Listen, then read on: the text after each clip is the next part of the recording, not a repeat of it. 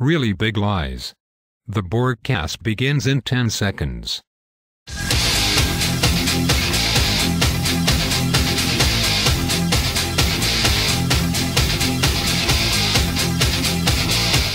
WDBC Internet Television is on. I am an avatar for Michael P. Borgia. The broadcast, originating from deep behind enemy lines, is brought to you by dailyborg.com. Conservative politics for the thoughtful. Resistance is futile. You will be assimilated. It's not unusual for presidential candidates to stretch the truth a little bit every now and then to embellish a point. But for the Democrats, 2012 has seen an escalation in both the audacity and flagrant transparency of their lies, with the rhetoric falling to new lows this week. We'll show you some of the worst examples when the broadcast continues in a moment.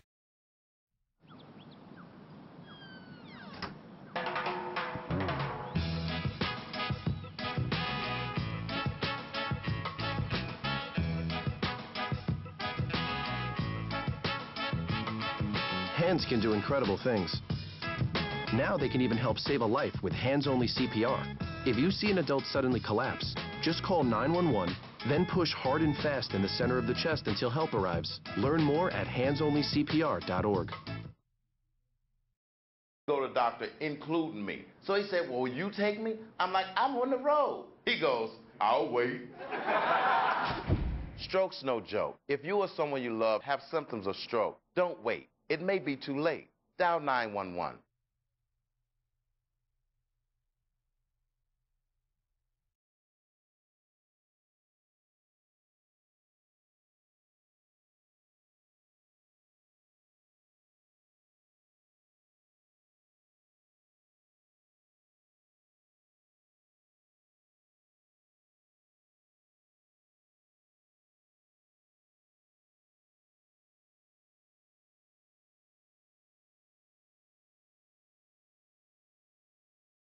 With Barack Obama's polling numbers remaining in dangerous territory, the level of discourse in presidential politics has fallen to lows not seen in over a century.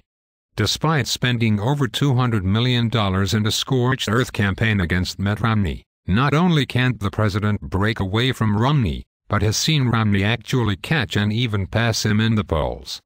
To help us sift through the mud, WDBC's Kristen Jones joins us. Michael, thank you. Barack Obama and his super PAC, Priorities USA, has released a new ad that is already being called one of the dirtiest in history. It features a worker from GST Steel, the Kansas City steel company that Bain Capital kept alive for several years before having to give it up. The worker, through several degrees of separation, blamed Mitt Romney for his wife's death from cancer. The man had a job. Romney took it away. He loses health care. His wife gets sick. His wife dies. But what the ad does not tell you is the actual timing of those events. Mitt Romney was not running Bain Capital when GST closed. It does not tell you that GST was unviable as a business because workers would not accept reasonable salary offers. It does not tell you that the worker's wife died 5 years after GST closed.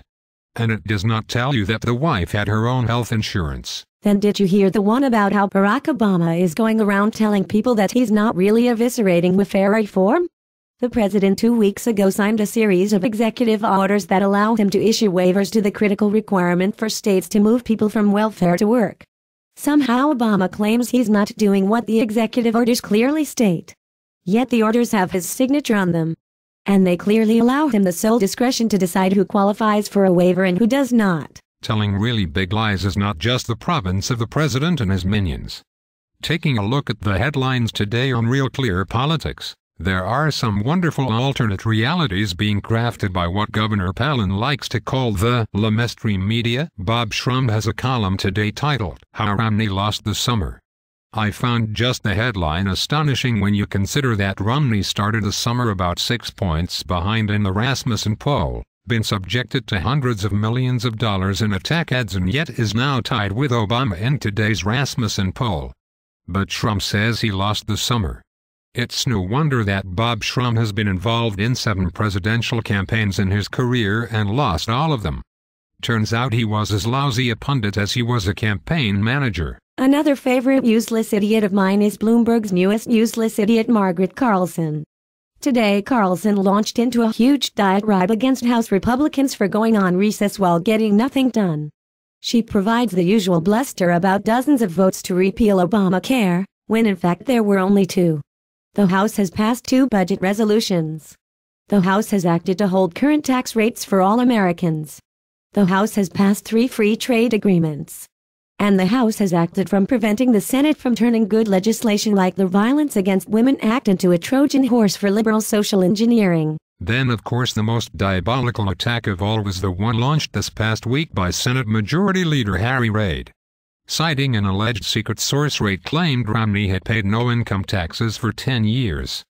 Beyond that, Reid claimed that since he was making the accusation, the burden of proof in the matter was on Romney. Despite public and media outrage, Reid doubled down on the attack.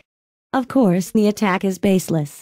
There is no proof of what Reid is suggesting, and the very idea that Harry Reid deserves to be taken at his word is itself hysterical.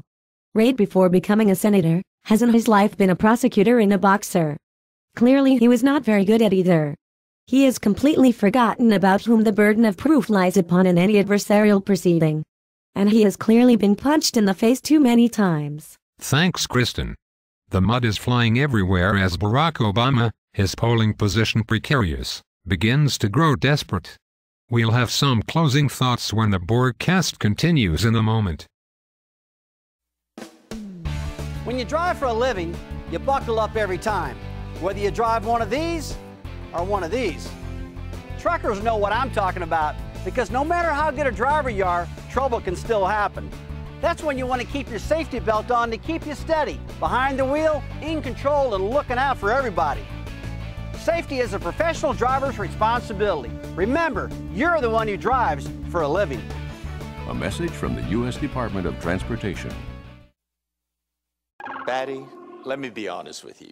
Won't filing for Social Security benefits online be confusing? George, it's simple and easy, and you can do it in your pajamas from the comfort of your own home. Oh, my. You've navigated through asteroid belts, right? Oh, sure, plenty of times. Well, compared to that, navigating socialsecurity.gov is a snap. Really? It's so easy. Even Kirk could do it. Once again, the world has become riveted to majestic images being beamed here from another world. Using perhaps the most outlandish landing system ever devised, the 1-ton Curiosity lander has arrived on Mars. Americans should enjoy this moment because there will not be another anytime soon.